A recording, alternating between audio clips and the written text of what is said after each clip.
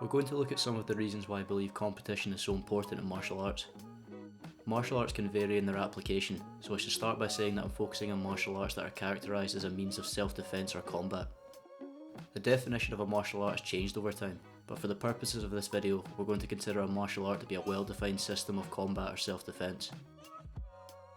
Boxing, for example, is one of the oldest martial arts and could be described as the system of landing and evading punches to the upper body. Regardless of the differences between individual martial arts, the common ground is that they are designed to work against a resisting opponent who has been taught under the same system. In this sense, competition doesn't need to be in front of a crowd full of people.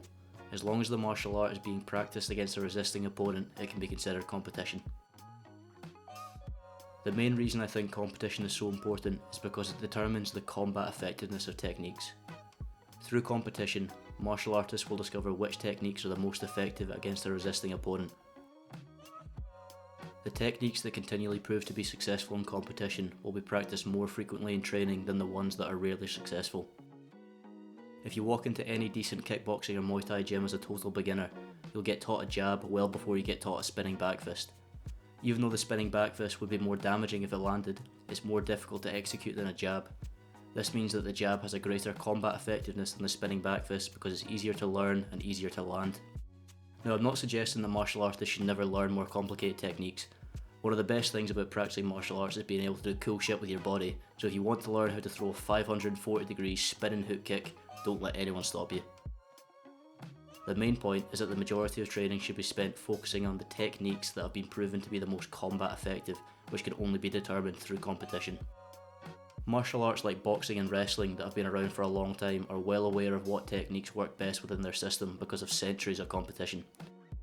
On the other hand, martial arts that are still relatively young, like Brazilian Jiu-Jitsu and MMA, are constantly discovering new ways to be successful in competition. This leads on to the other reason why I believe competition is so important in martial arts. Competition leads to continual innovation. Innovation within a martial art is achieved when an individual or group of martial artists dedicate time to an area of their system that hasn't been fully explored. The highest profile example of this is the popularisation of heel hooks in Jiu-Jitsu by John Danaher and his team at Renzo Gracie Academy. Heel hooks were not a brand new creation, they were always legal within most submission-only rule sets.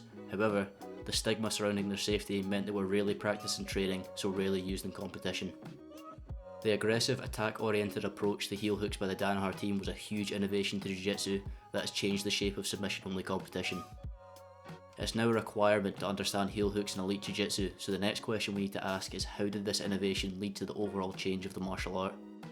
There are three main responses to innovations like the increased use of heel hooks in Jiu-Jitsu. The initial response is that people will try and figure out ways to defend against these attacks so they can get back to working their preferred game. Once they have figured out how to defend against the attacks, they will then look to see how they can use these attacks for themselves. The last response to a new innovation is when people try and figure out how they can counter these attacks. Instead of worrying about simply defending, they will look for openings that can be exploited while their opponent uses these new attacks. The amazing thing about innovations through competition in current times is that because of the internet, these innovations can be shared instantly with martial artists all over the world. This allows for more people than ever before to contribute to the continual growth of their martial art. It will be interesting to see what the next big innovation will be within each martial art. What do you think the biggest innovation has been in your favourite martial art? Let's get a discussion going down in the comments. Thanks for watching, I'll see you for the next one.